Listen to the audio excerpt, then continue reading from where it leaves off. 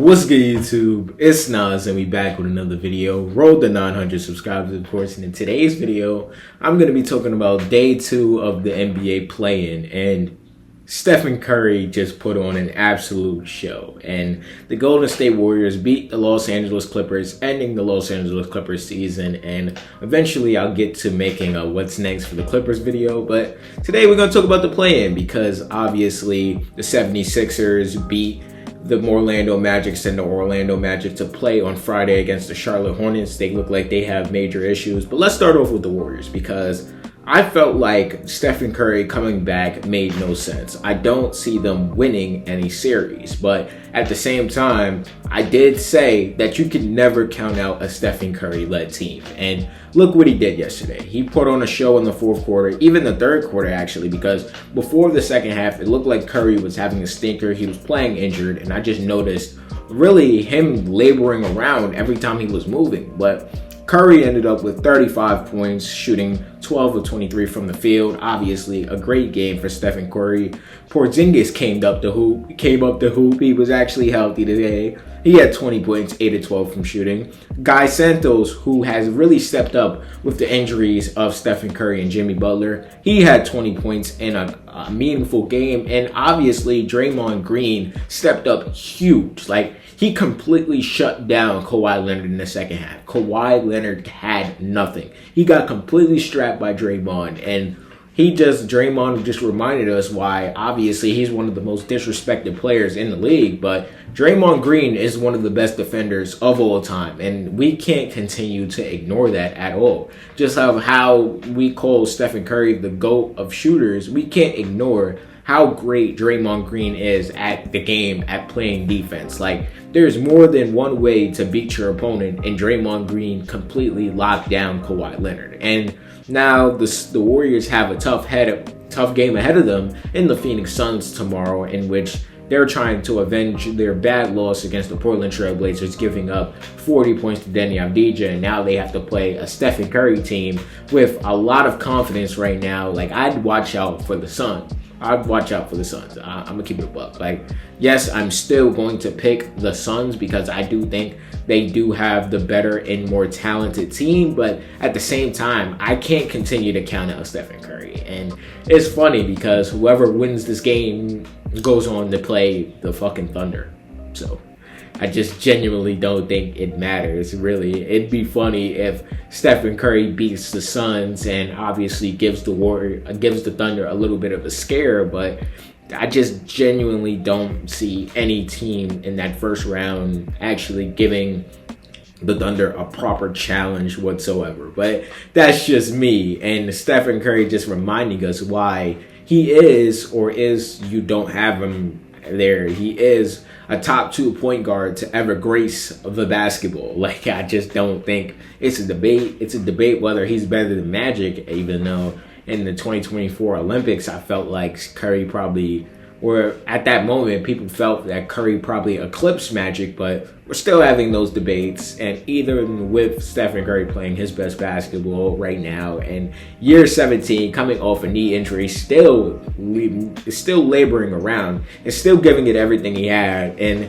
I know some Warriors fans wish they probably had a higher lottery pick, but in hindsight, if they lose anyway, they still have a worse record than the Clippers, who they beat yesterday, which we'll get into that right now, which the Clippers lost. The Thunder now own a fucking lottery pick. So this league is doomed if the Thunder get the number 1 pick. I'm going to keep it a book. It's doomed.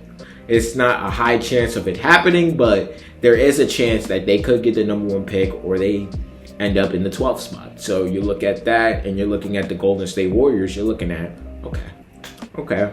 Yeah, let's make some noise. At 37-45, you had Steve Kerr saying thank you, whoever implemented the play-in tournament. And I remember a couple years ago, LeBron didn't like it. A lot of the players didn't like it. And now that we're seeing exciting basketball, Adam Silver basically went 3 for 4, even though 4 for 4, I guess, because the Orlando Magic and 76ers game, it was all right. But I felt like you already knew that the 76ers were going to win that game. All of these other games, I felt like it has been a toss-up. But Anyway, getting into the Philadelphia 76ers versus the Orlando Magic. A game where Tyrese Maxey put on a show. Like, I'm not going to act like some of the plays that designed by Nick Nurse weren't asinine, because there was a lot of ISO basketball. There was not a lot of schemes that went into, obviously, the Philadelphia 76ers philosophy in trying to offensively scheme together what this game was going to be. Or even when you're looking at, obviously, playing the Orlando Magic right now, like, they have no confidence whatsoever. Paolo Banchero's legacy is basically on the line next game. This is all-time slander for what is going on in the career of Paolo Banchero, and it really is just sad to see. And Paolo yesterday, he had 18 points. He went 7 for 22 from the field. Franz Wagner is still dealing with his knee injury. It looked like he got injured again, but he'll probably play tomorrow. I don't know. He had 12 points.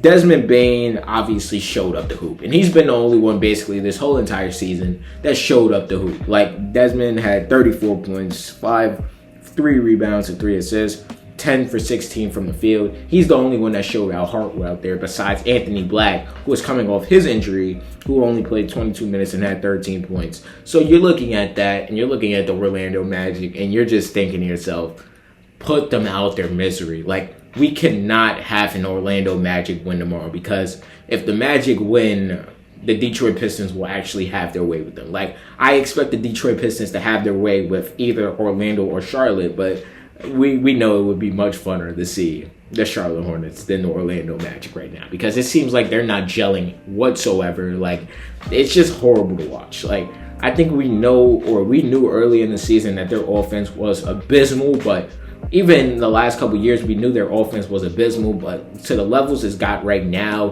Jalen Suggs is not an impactful player on offense whatsoever, and when he's getting cooked on defense, it's just, why are you out there? But you're looking at the Orlando Magic, who have another game to play tomorrow, so I don't count them out. I'm not going to count them out. I'm not going to be one of those. But at the same time, it is really hard to have confidence in the Orlando Magic. And it's really hard for me to say, as a LaMelo Ball fan, I'm not fully confident in playing Orlando Magic. But anything can happen. It's basketball at the end of the day. And talking about the Philadelphia 76ers, who won, who are advancing to play the Boston Celtics. And when the "we want Boston" chants happened, no, not again. Like, this shit happens every year, and then the Boston Celtics end up destroying whoever is in the first round, whoever chants, "we want Boston." Like, you do not want Boston.